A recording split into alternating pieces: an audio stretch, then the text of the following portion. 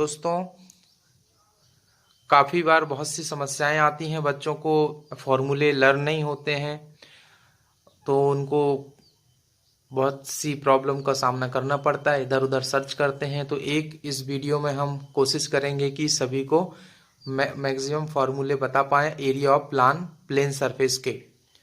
सबसे पहले हम देखेंगे स्क्वायर। स्क्वायर में ऑल साइड आर इक्वल होती हैं।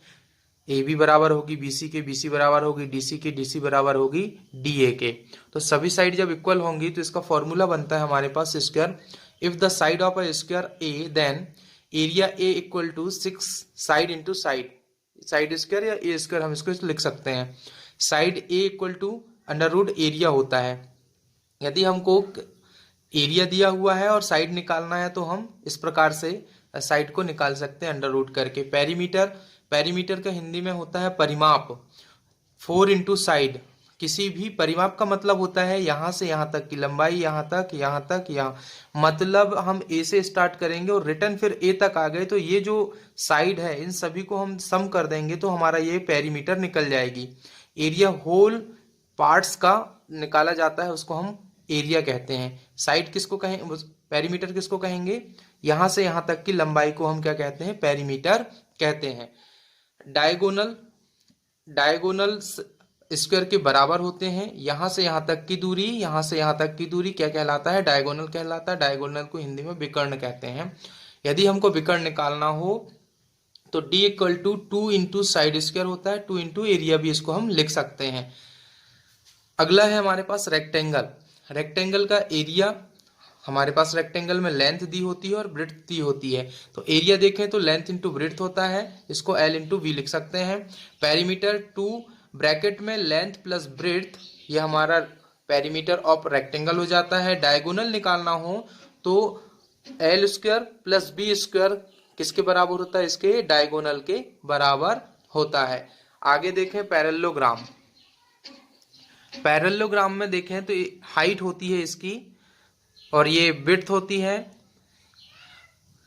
देखें तो एरिया बेस इंटू हाइट होता है, ये बेस है इसकी और ये हाइट है। बेस इंटू हाइट इसका एरिया हो गया। यदि बेस निकालना हो तो एरिया अपॉन हाइट हो जाएगा, हाइट निकालना हो तो एरिया अपॉन बेस हो जाता है। रोम्बस में देखें तो रोम्बस में हमारा एरिया होता है 1/2 into product of its diagonal. D1 और D2 डायगोनल है, यहां से यहां तक का लेंथ और यहां से यहां तक के डिस्टेंस, ये सब क्या कहलाती है, इसकी डायगोनल कहलाते हैं। D से B तक, A से C तक ये डायगोनल है। D1 इंटू D2 रोम्बस का एरिया निकल जाता है, प्रोडक्ट ऑफ इट्स डायगोनल। इसके बाद आते हैं हम ट्रेपेजियम। ट्रेपेजियम 2 टाइप्स के होते हैं, एक ट्रेपेजियम होता है और एक ट्रेपेजॉइड होता है, जिसमें इसमें अपोजिट साइड आर पैरेलल होती हैं and opposite side are unequal होंगी लेकिन उनकी लेंथ बराबर होती हैं। तो इसमें एरिया इक्वल टू हो जाता है सम ऑफ पैरेलल साइड का सम इंटू हाइट इसकी हम ले लेंगे तो a plus B into H, इसका ट्रेपेजियम का एरिया हो जाएगा। ट्रेपेजॉइड का फिगर यहाँ पे बनाया हमने। देखें ट्रेपेजॉइड इस प्रकार का बनता है, ABCD ये ट्रेपेजॉइड है जिसमें H बिग लेंथ होती है और H स्मॉल लेंथ होती है। इसमें हम देखें ABCD area 1/2 base into height होता है। बेस तो आपको पता है ये है, यहाँ से यहाँ तक का पूरा लेंथ बेस कहलाता है और हाइट कहलाती है। यदि हम इसका D स्क्वायर निकालना चाहे, डायगोनल निकालना चाहे, यहाँ से यहाँ तक का, यहाँ से यहाँ तक का, तो हमारे पास B square plus H square आता है। D equal to B square plus H square आ जाएगा। आगे देखें हम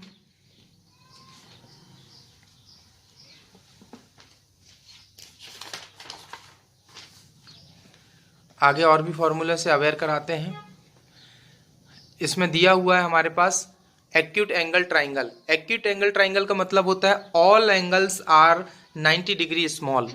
सभी एंगल 90 अंश से छोटे होंगे, इसको हम एक्यूट एंगल ट्राइंगल कहते हैं। इसमें एक्यूट एंगल ट्राइंगल का एरिया होता है S, हेरोन्स फॉर्मूला से लिया गया है।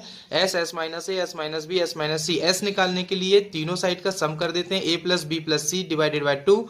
और semi perimeter of the triangle क्या हो जाएगा इसका, A equal to BH upon 2 और B by 2, A square minus under root A square plus B square minus C square divided by 2A का होल स्क्वायर हो जाता है। ऑब्ट्यूज एंगल ट्राइंगल देखें हम।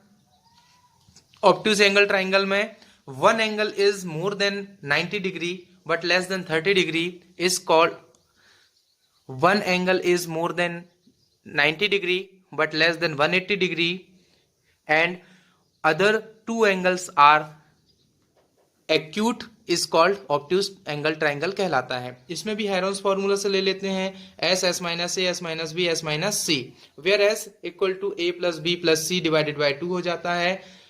ए equal to B upon H, ये semi के लिए हो जाएगा, ये भी सेमी के लिए हो जाएगा। Semi perimeter of the triangle ये हम निकाल सकते हैं यहां से आसानी से। अगला देखें हम circle. Circle we know that area of circle 22 pi R square, also r radius, circumference of circle 2 pi r, diameter equal to 2 into radius. Then semicircle, semicircle areas, semicircle area equal to 1 by 2 pi r square, half of the circle easily. Circumference equal to pi r plus 2r. Circumference का मतलब होता है परिधि, परिधि का मतलब होता है या हमारे इस पॉइंट से स्टार्ट करें, इस पॉइंट से स्टार्ट करें तो ये पूरा घूम के वहीं पे आ जाए, ये पूरा घूम के राउंड करके वहीं पे आ जाए तो इसकी ये लेंथ कहलाती है, इसको हम सर्कमफ्रेंस कहते हैं। सेमी सर्कल के लिए आधा हो जाएगा और सर्कल के लिए पूरी लेंथ हमको घूमकर आना पड़ेगा। सर्कुलर सेक्टर क्या होता है? मेजर और माइनर दो प्रकार के सेक्टर होते हैं। देखें circular sector, length L, length of the arc, ये आर्क, ये लेंथ है इसकी आर्क की, ए से बी तक हम जो जाएंगे। थीटा एंगल इन डिग्री, जो भी एंगल यहाँ पे बन रहा होगा, तिरछा है, आड़ा है, जिस प्रकार का भी है वो एंगल जो बनेगा यहाँ पर वो हमारा क्या कहलाता है? थीटा। तो एरिया ऑफ द सेक्टर क्या निकालेंगे हम? थीटा इक्वल टू होता है 360 इंटू पाई आर स्क्वायर। अब थीटा मतलब किस प्रकार का यहाँ पे एंगल बना रहा है, ये हम इसमें एंगल देखें तो इस प्रकार से इसका ये एंगल आएगा, ये हमारा एंगल कहलाता है। जो एंगल होगा वो थीटा रख देंगे। और मेजर और माइनर सेक्टर, ये माइनर सेक्टर हो गया, ये मेजर सेक्टर हो गया, बड़ा वाला मेजर सेक्टर एंड ये माइनर सेक्टर हो गया। तो इस सेक्टर के लिए थीटा जो भी वैल्यूज होगी यहाँ पर उस थीटे से रख के हम पाई आर स्क्वायर इसका एरिया ऑफ सेक्टर निकाल सकते हैं आसानी से। Length of the arc theta equal to 360 into 2 pi R हो जाएगा। लेंथ सर्कमफ्रेंस रखेंगे यहाँ पे। सर्कुलर रिंग, रिंग के लिए निकालना हो हमें तो inner radius and outer radius हो जाएगी सर रिंग के लिए।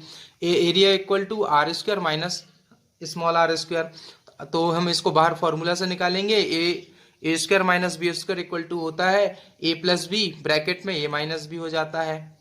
इलिप्स का फॉर्मूला हमारे पास दिया हुआ है, area equal to pi A B, ये हमारा एरिया पाई का मान रखेंगे, ए का मान रखेंगे, बी का मान रखेंगे और हमारे पास इलिप्स का एरिया निकल के आ जाएगा। पेरीमीटर निकालना हो पी इक्वल टू तो पाई अंडर रूट 2 ब्रैकेट में ए स्क्वायर प्लस बी स्क्वायर। ये इलिप्स का फिगर यहाँ पे दिया हुआ है, ये इलिप्स का फिगर है, इसको आप देख सकते हैं। इस प्रकार से इलिप्स बनता है, अंडे के आकार का होता है। आज के लिए इतना ही, अगले अंक में मिलेंगे। Volume of different